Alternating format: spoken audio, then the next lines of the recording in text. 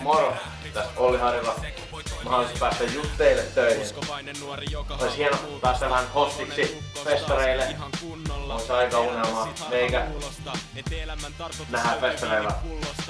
Check it out. Meikä tällainen kesäuros tunnelmissa mennään ja ois siistiä tavata vähän yleisöä ja backstakella porukkaa ja kirjoitella muutama vlogi. Mä oon niin taitava suustani ja lirkuttelen naiset ympäri ja ämpäri ja miehet varsinkin pystyn räjäyttää koko pakan. Nähdään festareilla. Morjes. Morjesta taas pöytään. Meikä vähän vaihto vaatetta, pistetty tyylikkäämpää.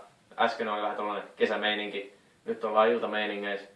Iltakuteet nimenomaan. Nyt mä voisin kertoa vähän itsestäni enemmän kuin äskeisessä videossa. Pistää vähän pakkaa auki meikäläisestä. No niin, elikkä mun harrastuksia on salibändy ja painonnosto oli, ei oo enää. Mut molemmissa oli tiukka menestys, joista mä kerron nyt lisää.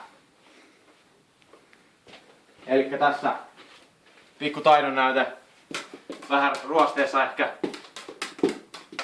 Nostaa siihen. Morjes. Ja lyödään siihen pöytää SM Hopea, mitä oli kapteeni tässä joukkueessa vuonna 2009. Ja painonnosto alle 16-vuotiaiden SM Hopea. Kyllä kelpaa. Morjes.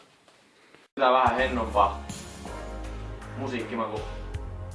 Vedetään maanalaisella soundilla. UG-meininki. Kiven kova ykkönen. Maalikko Saarnainen. Kohti pintaa tulossa.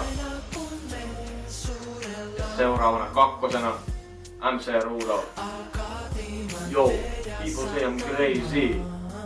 Right in English also. Yeah. Sitten siirrytään opiskeluihin. Nyt on 3. vuosi menossa lukiossa ja kirjoitukset painaa päälle. Joten tulossa vapaa kesä ja lakkia päähän. Ja on menossa 2014 laskuvarjojääkäriksi, jos pääsen. Joten mulla on tulossa välivuosi kättä lippaan paroni Pekalle.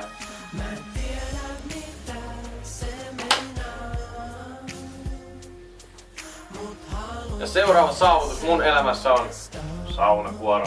Pistän shoutoutit saunakuoron pojille kapteenina. Mut on nimitetty saunakuoron kapteeniksi, joten lakista näkee. Sain synttärilääksi vähän aika sitten. Ja jäätyminen tähän väliin. Loppuun shoutoutit.